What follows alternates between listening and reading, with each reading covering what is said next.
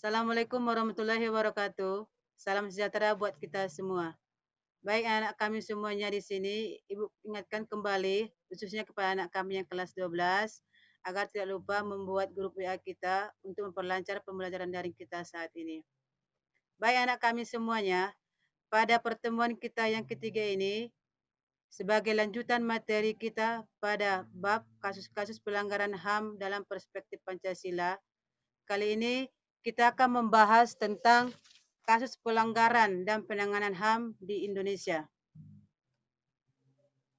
Berdasarkan apa yang terdapat dalam pasal 1 angka 6 nomor 39 tahun 1999, maka yang dimaksud dengan pelanggaran HAM adalah setiap perbuatan seseorang atau kelompok orang termasuk aparat negara, baik disengaja maupun tidak disengaja, atau kelalaian yang secara hukum mengurangi, menghalangi, membatasi, dan atau mencabut hak asasi manusia seseorang atau sekelompok orang yang dijamin oleh undang-undang dan tidak mendapatkan atau dikhawatirkan tidak akan memperoleh penyelesaian hukum yang adil dan benar berdasarkan mekanisme hukum yang berlaku.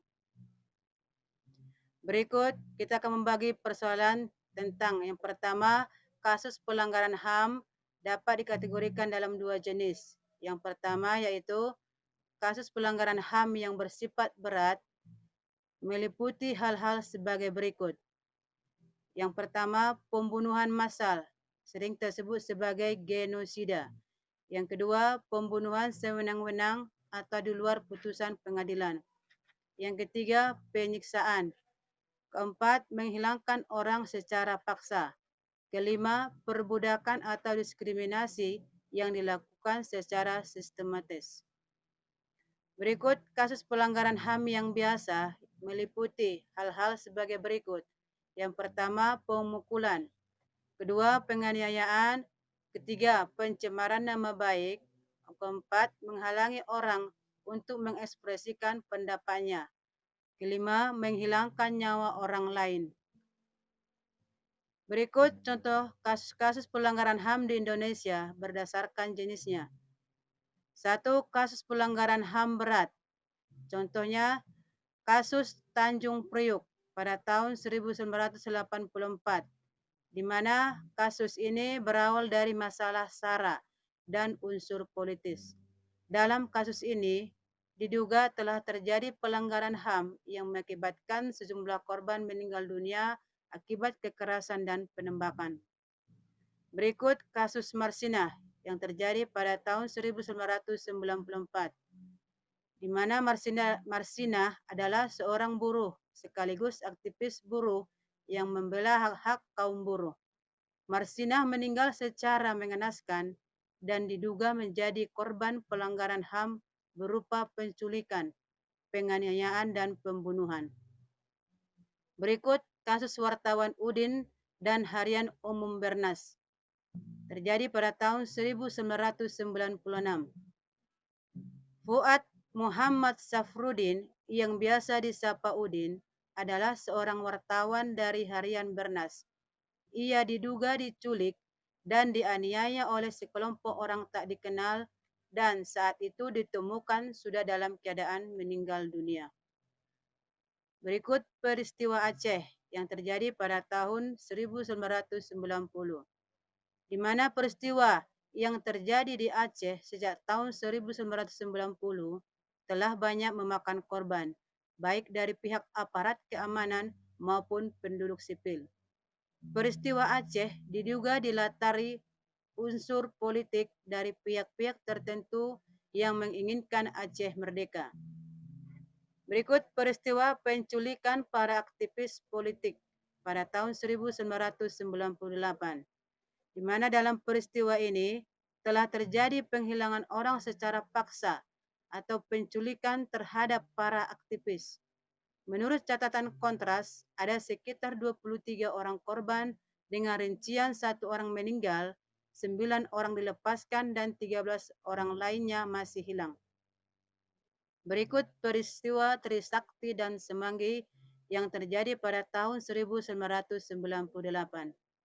di mana tragedi Trisakti terjadi pada 12 Mei 1998 dengan korban 4 mahasiswa meninggal dan puluhan lainnya luka-luka.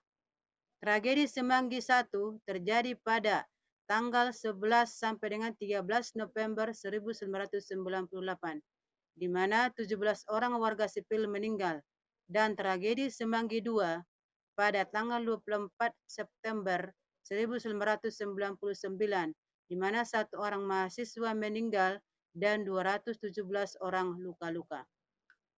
Berikut peristiwa kekerasan di Timur Timur pasca jajak pendapat yang terjadi pada tahun 1999,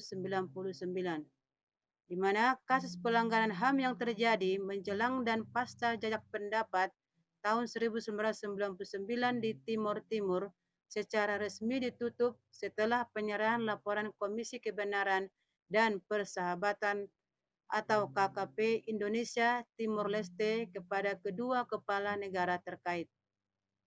Berikut kasus Ambon pada tahun 1999, di mana peristiwa yang terjadi di Ambon berawal dari masalah sepele yang merambat ke masalah SARA, sehingga dinamakan Perang Saudara, di mana telah terjadi penganiayaan dan pembunuhan yang memakan banyak korban. Berikut kasus Poso yang terjadi pada tahun 1998 sampai dengan tahun 2000, di mana bentrokan yang terjadi di Poso dan memakan banyak korban diakhiri dengan dibentuknya Forum Komunikasi Umat Beragama atau FKAUB di Kabupaten Daerah Tingkat 2 Poso. Berikut kasus Dayak dan Madura yang terjadi pada tahun 2000. Di mana telah terjadi bentrokan antara suku Dayak dan Madura atau pertikaian etnis yang juga memakan banyak korban dari kedua belah pihak.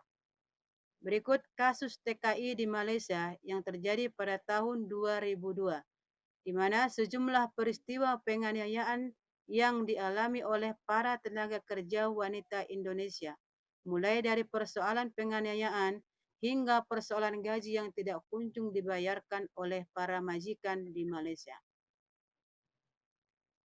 Yang kedua, kasus pelanggaran HAM biasa atau ringan, di mana kasus pelanggaran HAM dalam lingkungan keluarga antara lain. 1.